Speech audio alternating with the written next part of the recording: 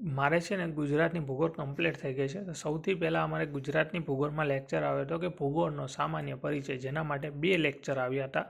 ત્યાર પછી છે ને અમારે ગુજરાતનો સામાન્ય પરિચય, એના માટે 3, 4 અને 5 એટલે ટોટલ 3 લેક્ચર આવ્યા હતા.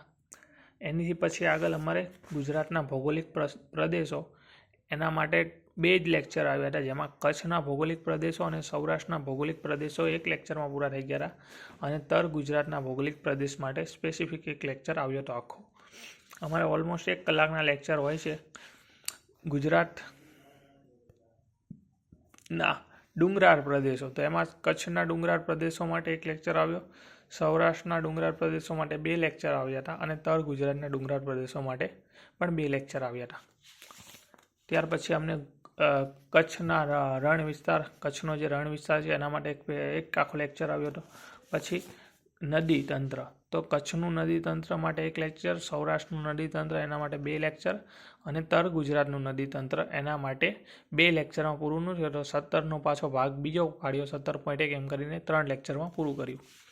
તો આવી રીતે અહીંયા સુધી તો મેં નોટ્સ બનાવી. પછી મારે દોરી ખાલી થઈ ગઈ, તો પછી 18મા લેક્ચરથી મેં બંધ કરી દીધું દોરી બાંધવાનું. તે હવે મારે 39 લેક્ચર પૂરા થઈ ગયા છે.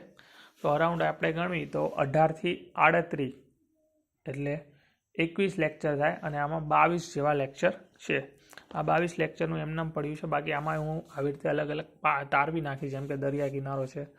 અત્યારે આમ કરવા જશ ને તો મારા ખ્યાલથી બધું રમખાણ થશે. પછી જો કચ્છનો દરિયા કિનારો છે, દેખાતો હશે તમને, એવી રીતે બધું સ્પેસિફાય કરી નાખીશ. તો અમારે 40 કલાકમાં ખાલી ગુજરાતનું ભૂગોળમાં થાય. તો હજી ભારતની ભૂગોળ બાકી છે, પછી વર્લ્ડ જિયોગ્રાફી બાકી છે, વર્લ્ડ ભૂગોળ વિશ્વની ભૂગોળ બાકી છે. તો હજી એ પણ આવશે. અત્યારે તો મારે ગુજરાતની ભૂગોળ કમ્પ્લીટ થઈ ગઈ છે.